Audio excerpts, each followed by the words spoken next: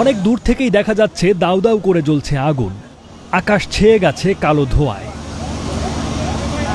চট্টগ্রাম রপ্তানি প্রক্রিয়াকরণ অঞ্চল সিইপিজেডের একটি কারখানায় আগুন লেগেছে। 7 তলা ভবনটিতে তোয়ালে তৈরি করা হতো বলে জানিয়েছেন ফায়ার সার্ভিসের কর্মকর্তারা। বৃহস্পতিবার বেলা 2টার দিকে অগ্নিকাণ্ডের সূত্রপাত হয়। খবর পেয়ে ফায়ার সার্ভিসের 17টি ইউনিট ঘটনাস্থলে গিয়ে আগুন নিয়ন্ত্রণের কাজ করছে। তবে ভেতরে সুতা ও তুলা জাতীয় উপকরণ থাকায় আগুন নেভাতে বেগ পেতে হচ্ছে বলে জানিয়েছেন ফায়ার সার্ভিসের কর্মীরা। কর্মকর্তারা জানিয়েছেন ভবনটির 5 তলা থেকে ওপরের 3টি তলায় আগুন লেগেছে। ইতোমধ্যেই কারখানায় কর্মরত 2 ডজন ব্যক্তিকে উদ্ধার করা হয়েছে বলে জানিয়েছেন ফায়ার সার্ভিসের কর্মকর্তারা। তবে কারখানার ভেতরে আর কেউ আটকা পড়েছেন কিনা তাৎক্ষণিকভাবে সেটা জানাতে পারেননি উদ্ধারকর্মীরা।